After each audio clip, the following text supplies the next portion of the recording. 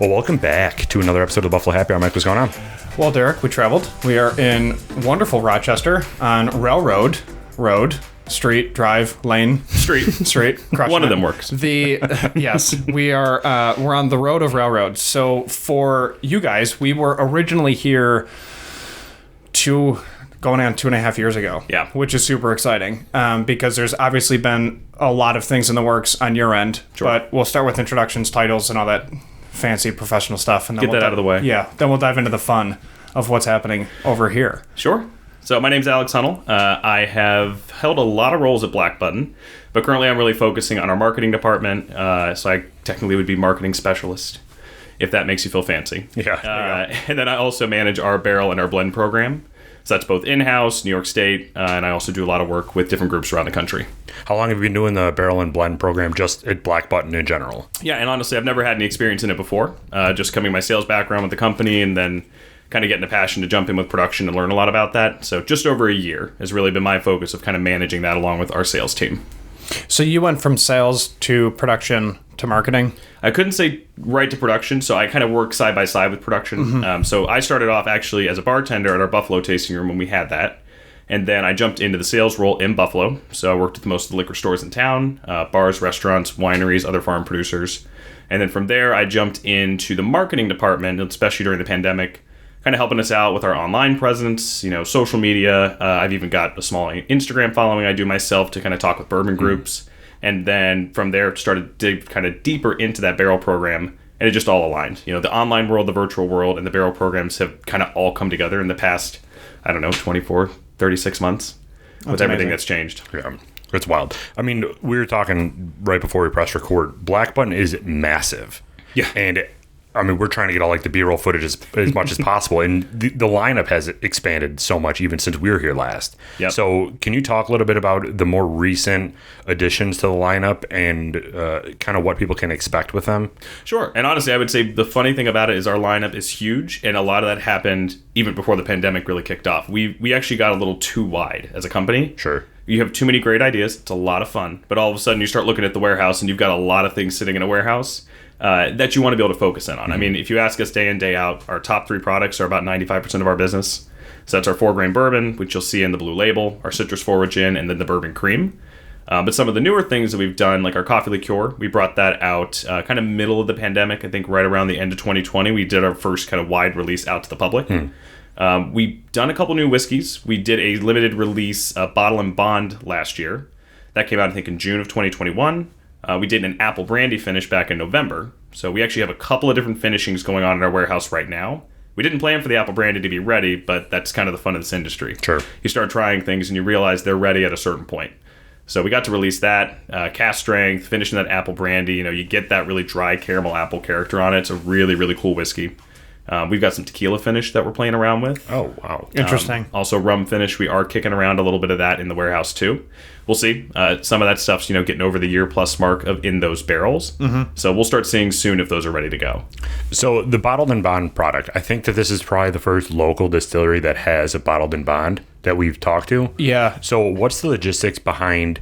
Obviously, it needs to be in a government-controlled warehouse for 4 years. Correct. But when Black Button started, was that always the ambition to do bottled and bond? Because obviously that has to age for 4 years in that warehouse. Mm-hmm. I think there was the idea that we always knew we wanted to get there. Okay. I kind of talk about with a lot of people that there's kind of benchmark for a local distillery. Obviously you can go the 2 routes. You can source while you're making your stuff, or you can actually start from your own distillate from the beginning and slowly either release it a little bit here and there, keep it in the warehouse and do your clear focuses. So we did a little bit of both. We started to, at 8 months, a year, 15 months, and then up to 2 years, we finally hit that benchmark of straight whiskey. And that's where we started to get off and running. Sure. But we always had the idea of coming out with a bottle and bond release, just something that we knew was all distilled in the same season. Obviously 4 years, 100 proof, that we could actually say that, yes, these are an actual bottle and bond release. That's exciting. It's super exciting, especially because the 4-grain was with the bourbon cream. Like you were saying, 95% of your business, but those are literally never going anywhere. Yeah. But the mash bill for the 4-grain, I believe, correct me if I'm wrong, was kind of your, the road that you guys used to branch off into every other product. Yep. We've pretty much stuck with that. We'll talk about our blending program we're doing, the bottle and bond. We do have like a limited pre-prohibition that we do out of the tasting room once a year. That one is a different mash bill, so a little bit higher corn, much more like classic rougher style. Where the 4 grain, I mean, that's the 60 corn, 20 wheat, 11 malted barley, and 9% rye. That's what we've been using since day one.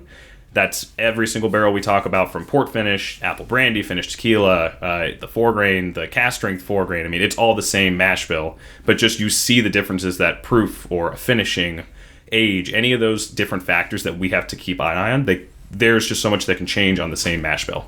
That's kind of super exciting from our end too, is because when we educate people around the nuances in bourbon, having a consistent mash bill, like you said, it's easier to then discuss, like, all right, what are you picking up in this one that's different? And that is because the age. Or what are you picking up in this one? This is port finish. It's all the same base, but we talk about it a lot too. We just reviewed a whiskey that was not aged, and it was just white corn whiskey. Yeah. And we're talking about like 70% of the flavor comes from the barrel. So it's interesting to see with the same mash bill how different barrels affect the flavor. Yeah, absolutely. In different sizes. I mean, we started with really small barrels. I mean, heck, we did, I think Jason might have done some like early tests with almost like a gallon or five. I know we did 5 gallon. I think there's one sitting right over there. And all the way up to 15s became kind of our really standby that we did for quite a bit as they were coming out. 2 to 3.5 years, you were getting a pretty decent product. Still, some of the youth is there. I mean, you're getting some of the graininess on the top, but there was a lot of great character just based on our distillation practices. So a better product coming off the still, it will age better, even though we are doing kind of that, quick aging that people are half and half for or against. Sure. But then now coming the 30s out, you're starting to see that round out even more. And I mean, we're getting some really excellent stuff that's 4 to 5 years that we're seeing. I mean, almost everything at this point that's coming out that's a 30 gallon is over 3 years. I wouldn't be surprised if in the next year or two we're all 4+ years. We're kind of working that way. We're almost out of 15 gallons. We've just about pulled the last of those that are actually in the warehouse. And everything else we've been laying down for the past, I think, 18 months or 2 years, that's all been 53 gallons. So moving forward, we'll be probably maybe a 5 to 7 or 6 to 8 year product once we get to those 53 gallons. Which, when we were first here, we did a tour with Jason, which was great, but we didn't have the equipment that we do now in regards to getting the B-roll footage before the interviews, which is going to be really cool because you guys were one of the first in our area, side of the state, to have your label and like the canning line, basically the bottling line, right next to the still, which is really cool for us to see because back then we were still learning all the Intricacies. There you go. Crushed it. We didn't even drink yet, but we're doing good. Well, maybe we should probably pause and have a sip. I know. Well, we could cheers. Cheers, guys. Fine. Thank you. Thanks for having us, man. Of course, We appreciate it. Thanks for coming out. So we're going to start off just with the 4 grain 84 proof. You haven't tried it probably in a few batches. So we're at 29 in this bottle, and the most recent one that's going to be coming out 30 is on its way. So that's exciting. 84 proof, clean, everyday, approachable for pretty much anybody. And that from there is where we're going to start to see as we have a couple more, how much just changing proof or changing how we handle the process changes that flavor. And your proof on this again is 84. 84, that's right. So for the setup of your distillery, now you were mentioning running out of room. Yeah. Because is that with what's been happening within liquor stores or because of where your products are going? Like, what's the driving force behind that? It's a little bit of it all. I just think we had a team that was set to do a lot more production before the pandemic, and then just based on trying to just keep the doors open for the past couple years, going through the hand sanitizer cycle. Our team, we're just starting to build back up. We just hired a new production assistant who's getting his feet back under him. We have a guy who used to be a production assistant coming back to the distillery, all at the same time that our Patrick Carroll, who actually just got named full distiller last year, he's going to go off on paternity because his wife's pregnant. And that leaves, Jeff, who has just, every day he's just running in circles because there's just so many different projects going on. Obviously, the still's running all week. I mean, either it's something a bourbon run, we have gin going on, we're getting ready for lilac gin. So we could be doing a lot more production in this space. It's just with the short staff, it had been a lot of difficulties getting the right production, the right amount of work done based on the need we had. I mean, also we do occasionally do some contract projects. So we have some other people that we're doing some work for as well. But the majority of everything that we focus on is all our own work. Which brings it into how you locally source literally almost damn near everything.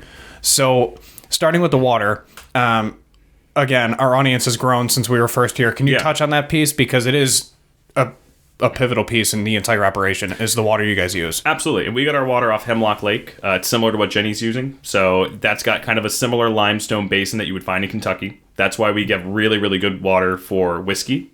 If we ever were to change our location, we'd have to find the same water. Right. That's the problem, is that you need to be on that source because that massively will affect the process of actually distilling, basically from the mash in and beyond. Have you ever tried to do like an experiment of how your 4-grain would differ with different water? That I don't know. It could be pretty interesting. I know we've talked about testing other sources. Like if we ever considered changing up, like we'd have to test the water in different locations, do a full panel, and see if it would work for us. But yeah, the chemistry of the water is extremely important to everything that goes into that glass by the end. Because when we actually proof, we're just using RO water, reverse osmosis. So that part of it that's just clean water that gets it down. But yeah, the water that we are distilling and brewing, mashing in with, that is the key off that Hemlock Lake water. It's so exciting. Yeah. How far is Hemlock Lake from here? Not far. I don't actually know the exact minutes, but it's really not too far. It's just such a key. I mean, we are very fortunate to have that great water source, and then all the local partners we work with across the state that help us to build that product at the end. And for bourbon cream, that's all local too, right? Yeah, we work with the Wacka out in Batavia, so we source from them, and they're using local dairy, so that helps us to create a product. And there's only a couple places in the country that could even be able to make the product bourbon cream along with us, and we have one of them in our backyard. Speaking of, this is probably the most random question that I just came up with in probably a year and a half, but can vegans have bourbon cream because it came from a cow, in a sense? No. Because, I mean... They can't, right? No, I would never say that's a vegan friendly. Yeah. And I'm saying that just it's so good. Yeah, no, I know. I could never cut out Black Button bourbon cream. But there are vegan creams that are coming out. Sure. There Okay. have been a couple on the market I've seen. I've even seen a clear cream liqueur. Interesting. Don't know. Don't want to know. Yeah.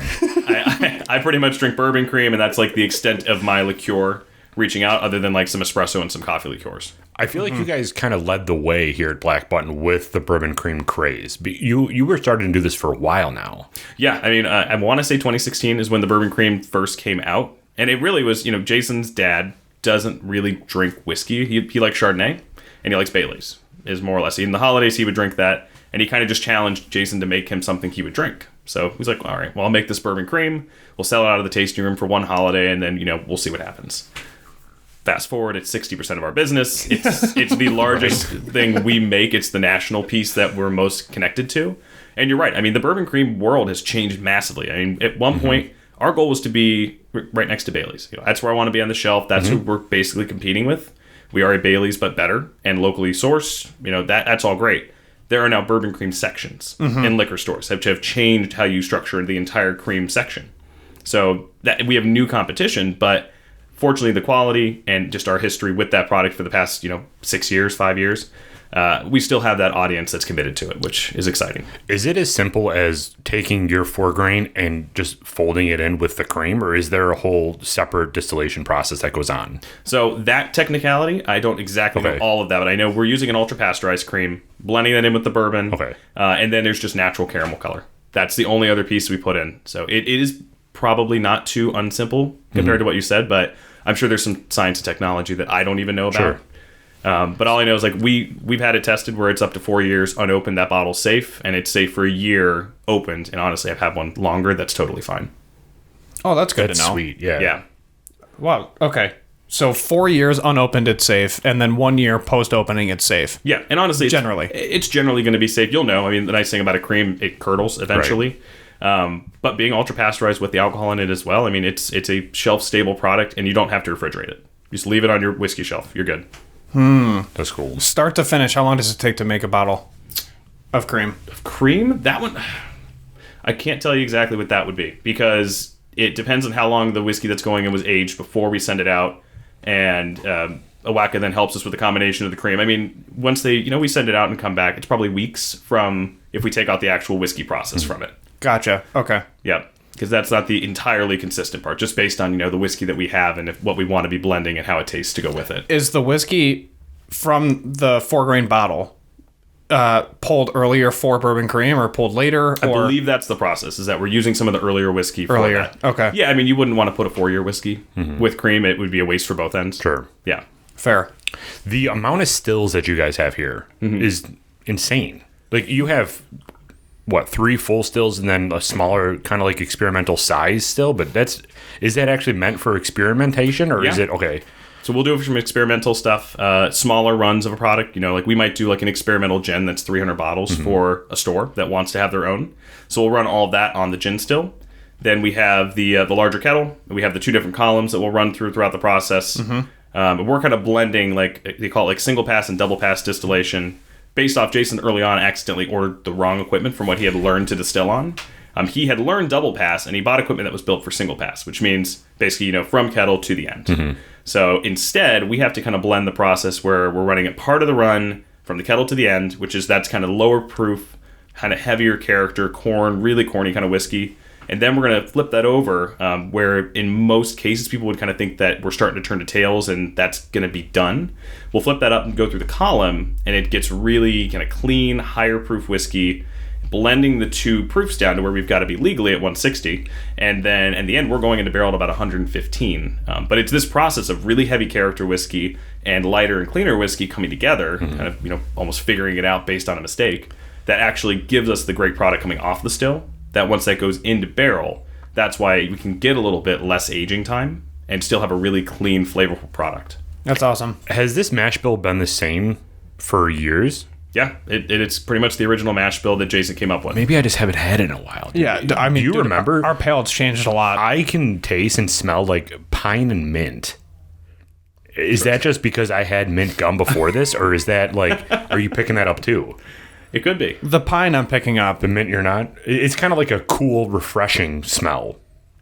Yeah, no, I'm picking that up. I don't remember that in the product before, but again, our palate and nose have changed so much since then. Yeah, and we've literally reviewed over 100 since the last time. Sure. We had, we featured Black Button on our show. Yeah. Specifically, which was like episode 2, literally. And now we're over 100 and we're just at 140 by the time this goes live.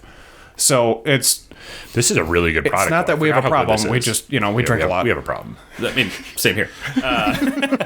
But you're also probably tasting a blend where the barrels are slightly older. Sure. Overall than what you would have had a couple years back. So maybe they were closer to 2 to 3 years, where maybe now we're closer to like 2.5 to 4, depending on the barrels that are coming out and what's coming ready. So I would say most of our blends, it's all 3 year. There's still some 2 year stuff, so that's why our label will say aged at least 2 years. But I think once we get through the last of the 15 gallons, we're probably going to turn that, and we might be able to start saying 3. Which leads us into the cooperage conversation, because you guys are very particular about who you use. Yep. So what is that process like, and how often are you getting shipments from the boys up north? So often we're getting shipments. I mean, we're getting them multiple times a year. We need that. It's just the fact that we have to order ahead with the guys in Adirondack as well, based on they're very, very busy. So, I mean, they've got a lot going on, and I believe they make the best quality. Definitely in New York, and very likely they can compete with anybody in the country. I mean, they're making it with the minds of like European furniture crafting, and that's something you don't really see. I mean, they'll put the hoops on and continue to sand the barrel down till it's perfect, which nobody really does that. They just make sure that it holds liquid. So they're putting all of that effort into these barrels. They come in gorgeous to the point where you can't really see the stave breaks in between each stave. So we're putting a lot of our barrels are coming from Adirondack, and then we have one other cooperage we work with, I believe out of Minnesota. So, and that's just based on who's got availability and who we're planning ahead with. Yep. But that's kind of like, I was talking about this with marketing, our map of our people we work with. We work with Adirondack and Renson. We work with Edgewood Farm, in Groveland. That's our key. They do all of our grains. We get our malt malted by Murmuration. That's a really key partner. They're just a family-owned malt house. So having an artisan malt house that close to us, also a key. We have Alaska to work with us. It's 40 minutes away from us. We have our sourcing here for spices and everything we're using, and our citrus gin and our other gin characters. So we have just a really great network of local partners that help us to build a farm-based bourbon that I'm happy to say can compete with a lot these days. And we're starting to get the awards for that. Yeah, so talk about that really quick. What awards have you won? I was up there getting the footage of behind the bar, and there's just medals everywhere. So can you talk about what you've won? So the funny thing about the awards, a lot of that, there's only a couple that we're really proud of based on, you can buy your way into a lot of awards in this industry. Sure. It's just the reality of it. Most recently, we did go into the Heartland Whiskey Competition in Kentucky. And these are guys, they're basically farm-based competition. So we like to say they're the ones that really know grain. They know the product. Sure. And we actually tied for best bourbon in the category with a company called Casey Jones. I think we beat Uncle Nearest, which was pretty cool for us to do. They've had a lot of press around them. Obviously, awesome stuff they're blending. And then we also got best in New York State from that competition. So that's probably the one we're proudest of right now. But we did send a single barrel cast strength expression for that. Nice. That's awesome. We love cast strength. The higher the proof, we just start smiling more and more. I was going to say, early in the morning, we'll start off with a little bit of 4 grain. We'll work our way up. So when we move on, we'll go to some 94 proof, and then maybe we'll hit some cask stuff after the interview. So how did you take this blending program and kind of improve it or enhance it or even kind of get it off the ground? Yeah, Jason and I had started talking about it at the beginning of 2021. He had the concept of, hey, single barrel is really exciting. It's a great opportunity to pick something that's unique and exclusive, but people don't really get to understand the blending process. And I think there's been kind of there's a dirty connotation around blending in our industry. People think of it as lesser, but people don't realize that it's the key to the majority of the whiskey you drink. Most of it is a blended product. I mean, our 4 grain is a blend of the tanks that we actually pull our bourbon down into, where it used to be a blend of, let's say 10 or 12 barrels are just ready. So we were able to build in some consistency based on kind of how we now process the barrels as we believe they're ready to come out, and then from the proofing process and actually getting them down to the bottle at the end of the day. So really what Jason thought was hey, we can do this really unique. We can now allow people to kind of pick how much whiskey they want at the end of the actual buying process, rather than being stuck to saying, you're buying a whole barrel, it's 100 and some odd bottles. That's it, in a 30. Or it's 200 some odd when you get them from Kentucky because they're 53. For us, we start at about 10 cases. So a really approachable level. You get to create something that's your own. And it all starts off, so our whole team, the master distiller, our assistant distillers, all of them are working together to go into the warehouse, sample the barrels, and when they're tasting all 4 grain barrels, they're deeming each of them kind of characteristic in the barrel. So is this 4 grain barrel a spicier barrel? Is it a sweeter barrel? Is it an oakier barrel? Or there's a final character we call base, which it sounds bad, but all it means, it kind of has all of those characters in it, but it just doesn't have any one so specific. So it's a really good blending base bourbon that we like to use in all of our blends. All of those barrels get now designated by that characteristic, and then we pull those down into a tank together as they start the proofing process before we go to 4 grain. So right at this point, the tanks sit right at about 95 proof, and that allows us to do a kind of unique blending at a higher proof than we normally go out to market at. And it's amazing the changes you'll see. So we'll go off basically just easy math. You've got 4 barrels, you got 100% to go off of. You pick your percentage based on each of those different tanks. If you go from 20 to 21, on the sweet and the spice, and just flip them, you could ruin the entire blend. It could just totally take it off. That's crazy. Even a 0.5% or a 1/4% is kind of what our team starts to get really specific of, because it's the same process we use to blend every batch of 4 grain, which has to be as good or better than the prior batch. That's just our standard. So we compare to 29 when we did 30. And if they think that they hit it on the first try, great. It rarely happens. And I promise you, we probably do 2 more because we never believe we got it right. But they might just change. We want to go 21 1/4 on sweet for this one, just because that's what we think it hits a sweet spot. So do you just put it in a cylinder, like a chemistry glass, and try to figure it out from there? Is that what you do? Yeah, honestly, we'll kind of start from we have a rough idea of where we want to go from the first 4 when we kind of pull it out. So let's just say Jeff Fairbrother, who's our master distiller, and myself are working on a blend for a customer. We'll say, let's just start with 15 base and 25 and whatever else from there to make it 100. He'll blend that up and we'll try it out, and then we'll start talking. So so it's missing this. It's got a great nose, a little light on the finish. So I think maybe the spice tank would help us get that finish back up. So let's change 2 points there, take 2 points away from oak. Let's reblend that. We'll do a take 2, and the whole way through we're marking everything down. So we can go back if we think there was something that was right or wrong, if we think we were kind of closer. Generally, by the time we get to 3 or 4 takes, we're down to just single points. I've kind of gotten past doing 5-point changes. It's 2 or 3 at a time, just to get really tight. And again, it just takes a little bit of time. It's a chemistry set, big flasks and all of the graduated cylinders and everything. We're playing around with high school, and all of a sudden you get to sit there and sample and come up with something really cool. I was in high school playing with those graduated cylinders. I'm there's no way in my life I'm going to use these. And look at that. I know. All the time. That's cool. Little Bunsen burners. So for your vet program that you guys rolled out, how has it been received? And then how many have you completed thus far? So I think we're up to about 16 blends we've done in about a year, with us still kind of figuring the kinks out of the program. A lot of times, it's either we like to get people on site and do them. So we've done a couple of store groups, Buffalo, Rochester, and in New York, that we want to bring them in so they can actually come in and see the process, be a part of the process, and get their hands on it. It's a lot more fun that way. The other side of it is we'll actually send out a survey to like larger groups. I think the largest blend I did was like 800 bottles for a big whiskey group that wanted to do this. And we put the survey out to them. We got, let's say, 60, 80 responses. And then Jeff and I will break that down and we'll talk about how do we meet the characteristics based on everybody's palate. It's really hard if you give a group of 800 people or even a group of 6 people that come in and try to do this. It's really hard to get agreement between 6 people. Sure. I kind of have to like designate you are the leader for this group. You're going to make the final call at the end of the day. Because otherwise you'll get so granular and so far off and it's hard to hit everybody's palate. Absolutely. But the survey allows us to get a really rough idea. So we put that out and we're getting really awesome reception. I mean, especially from people who haven't tried our product and to get their hands on a process like our blending program. It's been really exciting to see how excited and pumped people are for it. It's always fascinating to see what Black Button comes up with because it's ahead of the curve, but it's within the vein of what everybody else is doing at the same time, which is really fascinating because I think a lot of it is a credit to Jason's history with the political science major and then everything else that he was doing down in DC when then he came up here after he realized he was colorblind, where he goes, you know what, if single barrel is really cool, how can we tweak that? So having this option is so much cooler because then you're physically in the space, you're playing with all the equipment, and then you're designing something at such a like a minute point that basically enhances the entire experience to get everybody on the same page. Yeah. It's a really cool thing. Well, we appreciate that, and that's kind of the concept of it. Is definitely how can we stay within the industry while standing apart? Yeah, because it's there, and I think again it's education. Blending is still something that people don't understand. But now there are fortunately more master blenders that are in this industry. There are more companies that are basing their whole product line off of master blending.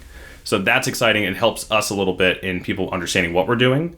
But there are still people that think it is a lesser product based on the fact that it's a blend. Yeah. They don't understand the process. Like you are actually getting a chance to be a master blender and create your own whiskey based on the exact same barrels we're putting out day in, day out for a 4-grain blend. On professional equipment. Yes. It's interesting that you bring that up. There were people just don't, or they associate blended with a lesser product because I think that people associate it mostly with it's a blend. It didn't come from that distillery. Like they got it from MGP. And there's that whole connotation of it's not their product, so it can't be that good. So I'm surprised that the industry hasn't adopted a different term for blending products within the same distillery. Like if you look at Scotland and like the single malt, like that single means it came from one distillery. Like I'm surprised that the American whiskey hasn't adopted something similar to distinguish it came from one distillery. Well, I think you just came up with it. I think it's just single blend. Sure. There you go. That's fair. Thanks, guys. I'll take my check soon. Thanks.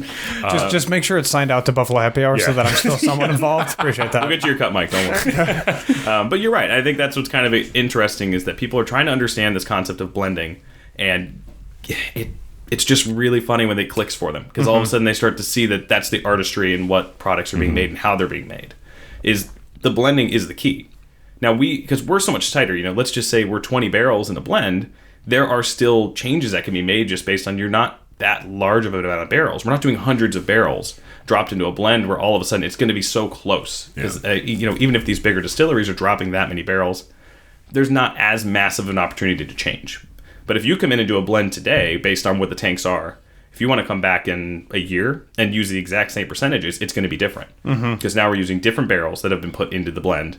And all of a sudden, we're using older barrels, we're using bigger cooperage. It changes the process every time. Plus the climate will impact the grains coming from the farm. So all of those small variables make a massive impact. I think the only real downfall is the fact that the whiskey community is so small and there's so much information available that everybody's very educated, like basically very intelligent on the entire industry. So when it comes down to very small stereotypes between a single barrel or a blend, that exists because there's so many people educated on what the difference is that they come up with their own ideas of why it's bad. And then, now they have a platform to basically sit there and type it out. And then there you go. And that's why we've called it our bespoke blending. I mean, that does tie back to the Button heritage with our company, with Jason's background and his family. But calling it bespoke, it's basically tailored to fit. It's fit to your palate. So I call it custom blend kind of off the cuff because it makes more sense to people, but it's really our bespoke blending program. That's what the label actually says. Is it difficult to find or to have the cooperage make barrels that aren't standard 52 gallons? So it's not because people are doing a lot of 15 and 30 gallons. So that's a pretty consistent size in the industry at this point. But yeah, I mean, 53 is really the one that everyone believes in. Sure. I think that's the one that there's the most respect behind, and it's where we're going. And a lot of research behind, too. I mean, you can calculate how much you're going to lose to Angel Share during a 53, and it's not as well known with a 15 or 30. So your warehouse, how much do you, this is obviously just a random estimate, but 53 to 30 to 15, what's the percentage of your product that's sitting in those type of barrels? Right now, we're almost done with 15s. Okay. So, I mean, we've been doing about 853 gallons a week most recently. So, I mean, if I had to guess, I would say we're probably still, 60, 70% 30 gallons. But that's wild. I mean, the distilling might tell me I'm totally wrong. Sure. But we're turning that way. The other problem is that because we're starting to pull so many 30s, I mean, we've got a couple thousand barrels in the warehouse right now, and we're laying down the 53s, but we're just building up that stock for a few years. So primarily 30 gallons, a little bit of 15 that are almost gone at this point. I'd say there's a decent chance by the end of this year, those will all be gone. And we'll just be doing 30 gallons and then starting to peak at some of the 53 gallons that are coming of age. Do you use the similar char for each barrel, do you know? Or is it? Yeah. Okay. We pretty much keep the same char. I believe we're like a 3.5. Okay.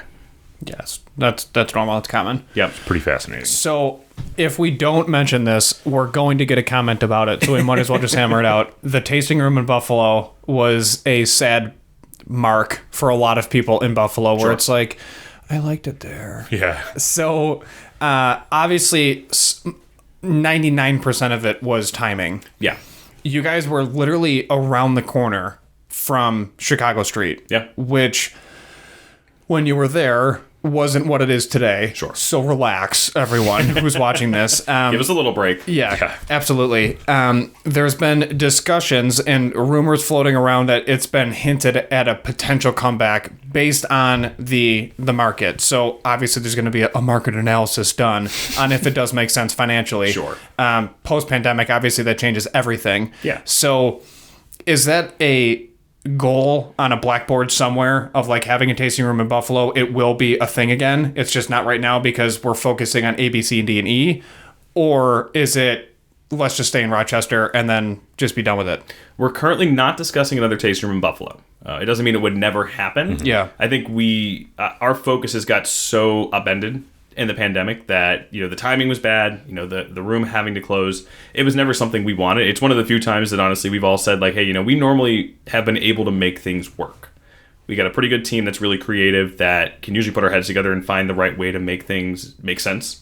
And the Buffalo Tasting Room, just with all that timing and coming into the pandemic, it didn't end up working out for our company. So right now we don't have that plan. And I think really what we're trying to turn our focus back on is just getting the events and the support in every area in New York State. Because at this point, we've got 8+ sales reps across the entire state. We've got a guy in Long Island. We've got a guy in Manhattan. We just hired somebody in the capital region. We've got a woman who manages like 30+ counties over the phone and also in person. So she does like the whole the 86 corridor all the way up. And then we've got 2 people in Rochester. We have somebody who's coming on in Buffalo to take over the whole territory and somebody who does major accounts. So we've got a really large sales team, and we want to make sure that as we're expanding our message, we started to get that national push just before the pandemic, and that all shut down. I mean, we were launching the same month as everything shut down, as everybody else in the world was doing something in March 2020. That was going to be a big thing. So I think we kind of came back in. We looked like when things start to open back up, we'd much rather be focusing our energy in supporting our accounts in every area. So we want to make sure that we put the right marketing, the right tastings, the right events, and we can really put the funds that way. And also to be at markets, at festivals, at any way that we can make sure people get to experience Black Button, even without us necessarily having a room on the spot. Because I think it makes a bigger impact when you can come to a spot where the distilling equipment is right behind you and see that and engage with it. But you've got on Chicago Street, you've got Hartman's right now, you've got Buffalo Distilling, even Lockhouse and Tommy Rotter and all these guys. I mean, they've got their actual facilities right on spot. And I think that it's really exciting to be able to be in the actual facility when you're at a tasting room. So I think that those factors really kind of changed our focus. And, maybe things would have been different. Maybe if we had a little more parking, it wouldn't have hurt. But I think that's really why we're going to focus on supporting all of the regions we work with and making sure that people see our people present and get to still try all the product. Yeah, Black Button tried really hard, and it was amazing, that tasting room. It looked beautiful, but there's nothing like coming here. I mean, this tasting room here, you're looking through the glass to all of the beautiful stills, and it's an experience coming here. So what do you offer here as like cocktail menu, beer? Like what can somebody expect walking into this tasting room? Yeah, I mean, beyond just being able to come in, do tastings, experience the product, do flights, we do full beer line, probably like 2 or 3 on average we have on site, and we're trying to work with our local partners. One thing we do is we partner with a lot of barrel partnerships with different breweries around the state. So we try to, have our local partners shown. We have wine on site as well. So local wine, Heron Hill, for instance, is one of our big wine partners we work with. We do some light snacks and light fare. We and then also just having a good cocktail seasonal menu that rotates a few times a year. But the other things we're doing not on our days we're actually open are things like gin blending classes and whiskey blending classes and cocktail classes. So we're only open 2 days a week right now. We're just Friday, Saturday. Other than that, we open up the room throughout the week for special events. And I think that's how we're trying to re-engage, is to offer unique experiences to people. Sure. Yeah, that makes sense. It's really exciting, though, because it kind of gives you a revamped momentum and energy into and drive and passion to what you guys are doing for the community. But it is nice that if you're in Buffalo and you go to any major event, Black Button has a presence. Sure. So even any major liquor store, Well, yeah, Black Button's everywhere. Yeah, literally everywhere. But it was nice. It was a middle of winter. They had like that little farmers market thing, and where everyone's inside these little like lodge cabin. Oh, the chalets. Yeah. Yeah. And right down by the casino. Yeah, and we were super confused of just like, this looked huge on TV, and it was a small little alleyway, and then there's Black Button. Of course. So I'm just like, all right, well, give me a bourbon cream. Like, I'm here. And I'm here. And so me and my wife are just laughing about it. She's like, look, Black Button. Because anytime we go to something like that, then the first thing we're trying to see of like, who's got the booze? Like, where we at? And then it's just really nice that Black Button's always there. Yeah, and that's honestly our biggest focus. I mean, we had 1,000 tastings and events literally planned in 2020. And we had to go out of that. And that's the hardest part for a local brand. And what most of us are struggling, just on the wine trail all day yesterday, talking to our winery partners, and we just can't engage with the customer as well. And that's been the biggest struggle. We are all about liquid to lips. You've got to try the product. You've got to talk to the people. That's how you're going to learn about us. And we want to make sure you're experiencing that. Otherwise, it's just hard with a bourbon that's $50, though we believe 100% in all the value in that bottle. You still got to try it with everything else on the shelf today. Absolutely. Yeah, right. The market is pretty saturated, and it's probably only going to get even more saturated because people want to get into this industry. It's cool to see, because the product won't be like, you're not going to run out of things to try. For our standpoint, it's awesome because we taste something different every week, but we have a problem. But it's the whole thing about getting somebody to taste it. The process, the water source, the blending process, it's so different. And if people walk by it and see it on the shelf, it's like, oh, it's another local whiskey. Yeah. I guess I'll try it. But if you get into it and you actually try it, you're going to be like, oh, this is actually really good. That's the whole thing for us. I mean, you have to try it. I mean, we know that. I mean, we're all about tastings. Like, we want to do that for our store partners. We want to make sure we're in. We're doing multiple tastings a weekend in Buffalo every weekend at different liquor stores across the entire area, Niagara County, down and beyond, and all the way into Rochester and out to Long Island. I mean, that's what we focus on. We want you to experience with us. You want to talk to our people. That's why we hire our own brand ambassador team. We're not doing agencies for any of our tastings. That's good. Because those are the people that come in, they know. I mean, we got a lot of retirees. We got a lot of college students that are excited about learning about this kind of stuff. I mean, heck, that was me. I came from selling advertising at a TV station, dropped all that, got into the bar, did the brand ambassador work, and that's where you start to really understand everything that goes into making a craft product. And it shows, too. I mean, we just had Whiskey Riot a couple of months ago at this point, and you can tell what distilleries had somebody that was hired that just read off the label and somebody who actually believed in the product. It sold you on, oh, okay, I did just try that one, but let me try this expression too, because you know so much about it. Tell me the story behind it. Yep. And that shows. You have to have people that are passionate about it in those situations to just help your brand. That, and then there's also college degrees about distilling and brewing now, which is like very strange, because it was like, hold on, like you used to go for like nursing or criminal justice or like business, or marketing, and it was this blanket genre that you went to college for, and now it's like, no, dude, you can go here for 2 years and literally learn how to do it from start to finish. And you're like, hold on, like college makes sense now? Like, what's happening? College stopped making sense for a long time. Now, well, I think on a non-bourbon topic, I think the trade industry and trade businesses are going to bump up in people's it's kind of like blending. People, they look lower at like an electrician or a plumber or somebody who learns a trade, but I don't know. I went to school for musical theater to learn how to sing and dance for 4 years, and now I'm doing whiskey for my living. Right. I think that's the reality. You ask anybody who went to college in the last 10 or 20 years, and you say, what'd you get your undergrad in? And what are you actually doing today? Yep. It's very rarely the same thing. Absolutely. Yeah. So what other blendeds do we have here? Because we got something else on the table. Oh, yeah. So what I was going to bring out for you guys. Bespoke blend. This is one of our distiller select blends. So myself and Jeff worked together on a couple that we just really liked. So this is our batch 10.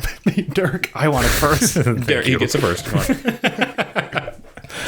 Thank you. So again, same mash bill, slightly higher proof, but different blending of the tanks that are out there that we talked about with the different flavor characteristics. What's the mash again? I think you said at the beginning. 60% corn, 20% wheat, 11 malted barley, and 9% rye. I like the low corn.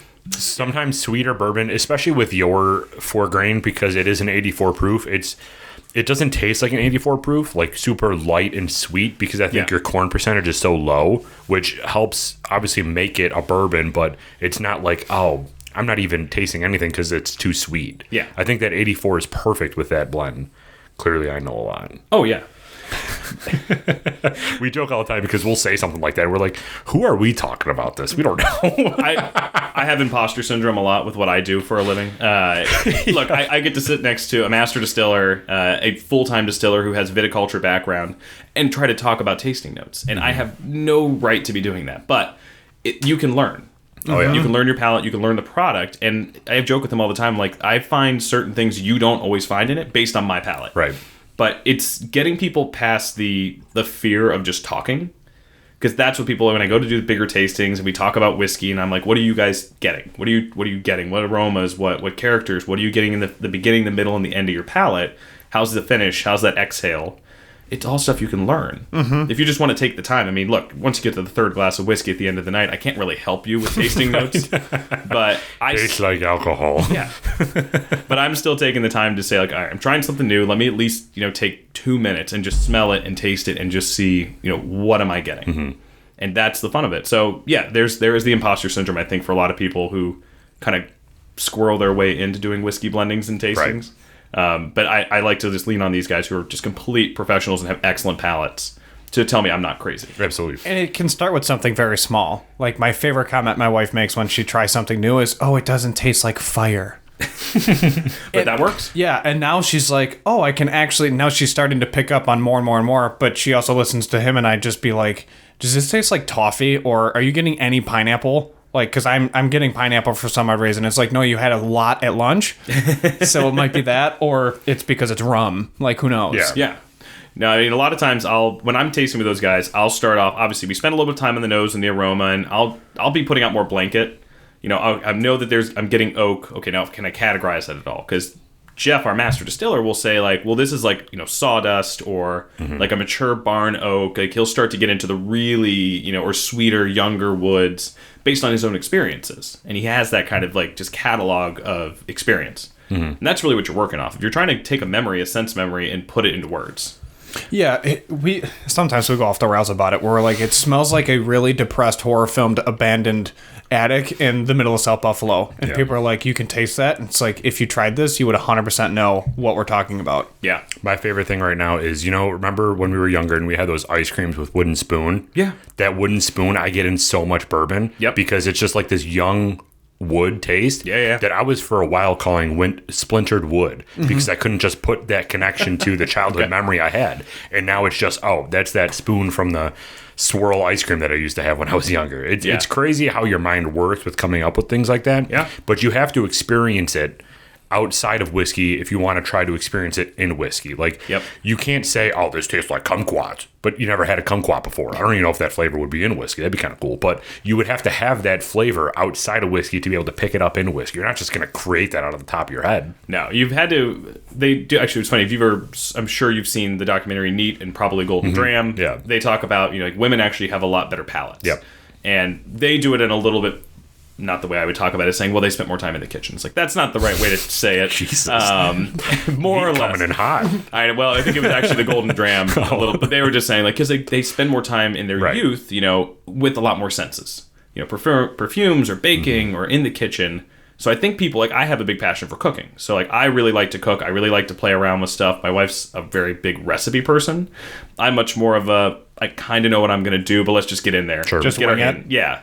Different spice, different this. Let me taste it. This isn't right, So I think that helps me have a kind of growing catalog of sense memory to use when I'm doing these tastes. Because you're right. You can't just say kumquat if you've never had one. Right. So, like, Jeff, they'll say something like, like marzipan. And I'm like, well, geez, I don't know the last time I had freaking marzipan, so that's not that helpful. Right. But, you break it down and you start to say, but, like, what is, like, my sidestep into that? And how do I know how to qualify this? And somebody has to talk first in these things. Because when you get these big group tastings, nobody wants to sound wrong. Right. And that's I'm like, guys, you cannot be wrong. Right. Because everyone It's here your has own different palate. Yeah. Exactly. Yeah. Which I do like to call on the mature barn. Yeah. I like that a lot. Yeah, because we just say like, "Hey, barn." It's like, Yeah. all right, sweet. Yeah, which that It's like go into a we barn. should hang out with him more. Right. Yeah. You're in Buffalo. We'll hang out. Yeah, we'll get some drinks. But yeah, like, go into a barn after it's like rained. Yeah. That's when you kind of get that like mature, that kind of feel, or like a really dry middle of the summer, the dusty barn. Like those are two different characters. I can't tell you that I can pull it out. Right. But Jeff, he has that experience, so he knows how to pull some of these things out. But what do you guys think? So going off the 84 and coming into something a little bit higher proof, that's different blending. I like this more. The 84 is like fresher grains Yep. that hits you up front, and it's not like a spice. It's just that was pulled from Mother Earth, I don't know, like 4 hours ago. That's what it tasted like. This, it's more mellowed down. I feel like it's a little more caramelized. Yep. So it's a smoother finish than the 84, but I love the like the legs on it, the oil viscosity. It's nice. Like it just, the whole experience of it for me is more enjoyable than the 84. That pine and mint went away, and it was just completely thrown in with the grain, the woody, the smokiness to it. Like the barrel kind of took over a lot with this one than it did with the 4-grain. I still am shocked at how great that 4-grain was because I haven't had it in so long. I'm shocked with how good that is. So go ahead and do a dump. We're going to go into a batch made of the Do same. I have to dump? I'm just kidding. We got gotta more. drive. Don't Yeah, worry. we gotta We drive. got more whiskey. We have no shortage of whiskey. So these are two batches we made at the exact same time. These are two different takes on the same blending testing we were doing. Okay. So let's just say it's take 4 and take 7. And we picked those two based on the blending percentages we came up with. So this will be kind of interesting to see what you guys think based on things made at the same time. Same exact tanks. I'm sorry, I saw that there. I know, I went to Derek first again. That's fine. It's fine. We all know who's more important. So, Relax. so then try this. See how that compares for you. I've still got water in mine. I don't know what. That's that's a sin. You work here. Where do you have to go? Hold on, whoa. You guys got to do your rinse, and now I have to be a plebe and not be able to do my own rinsing. Fair. But I'd be really interested to see. So again, this is the fun of the blending process. These were two different takes on the same day we came up with. Okay. And see how those differentiate. Now again, all the same barrels, same 4-grain mash bill. Everything is the exact same, all the factors except for the percentages in the tanks. That first one, I was getting significantly more sweetness to it. Okay. I was getting a lot of the caramel, the vanilla, the honey. This one, I'm getting more of the wood in the spice, like the spice a little bit on the back end, and more of a. If I was to have both of these next to each other, I would say that this one was aged longer, which to me is interesting, than the first one, because the first one was very, very sweet to me. And I think in comparison to this. That lines up, because I remember when we did these, this has a lot more oak on the nose, Yeah. which I like. I'm much more of like an oaky, aggressive, like Knob Creek. Yep. Tend to go for the Knob Creek 120 single barrels, or like the 2010 rye we could find around the area for a little while. That's more my like everyday available bourbon kind of palate. So this fits me more because this is definitely a lot oakier. It's got a longer finish. It's got a little bit more of aggressive finish in a way that I like. I think I'll say aggressive finish and people think, oh, it's like it's hot, it's bad. It's like no, it sits with you more. The spice stays with you. You get those characters, they linger, and it stays longer. And I want my bourbon to stay with me. Otherwise, I got to keep drinking it faster. Which, to your point, one of my favorite aspects about whiskey is how it makes you slow down. Yep. Depending on the spirit. And that's why I generally like higher proof, is because it makes you take a second to enjoy the finish because it didn't leave yet. Yep. The 84 and the first 94 were fairly quick. Ending note, it just helped me. Dissipated quickly. There you go. Thanks. You nailed it. I got you. Dissipated quickly. It was the eyes. I could see you guys saw it in the eye. Yeah. And then with this one, it's this, like you said, the spice literally sits in your mouth, but it not in a bad sense. It just kind of, your cheeks absorb it. And then it just sits there, and then your tongue is just like tingly, and it's like, oh, that was a good one. Yeah. And then your nose opens up, and your whole sinus cavity is just like, that was a really good spirit. And then it makes you take a second and be like, okay, it's time to decompress. The day's over with. Now I get to sit here and relax. And I'm with you on that, where generally the higher proofs or a more aggressive finish makes you take a second to pause. Yeah. One thing I will say, though, with all three of these, it stays from here up. Like, I'm not getting anything down here, which to me, as soon as it goes down and kind of like bubbles in your stomach, I'm like, ooh, I got to really slow down. But this is just so like top heavy and just so oily, and it stays in your mouth. This is fantastic. And again, that's all local grain, locally done, locally produced, locally aged. It's one of the very, very local centric bourbons that are available in New York. That's the great thing about our state. Yeah. With the farm license, you have so many distilleries making great product that I'm just hopeful that more people will try more of them. It's not just us. I mean, that's the thing. I'm not always only going to say, like, you got to try Black Button. Like, yes, come try us. I need to pay my bills. It's great. Thank you. But there are distilleries across the entire country, in every county, every city, that are trying to do the exact same quality work. And people just need to get out and give them a chance. You and I were talking off camera when Derek was outside doing the B-roll footage, and the price point from $40 to $100 a bottle is so vast, but it allows you to not kill your wallet, but then get the same benefits that you would from a higher priced bottle. And adverse, sometimes the higher expensive price point does nothing for you at all. And it almost makes sense to just stick to around $40 to $70 a bottle to then really get what the best bang for your buck. Yeah. And I love the fact that Black Button is generally within that price range. Yep. Is this available in and around Buffalo? The blend is not. So the thing is, like, every blend is different.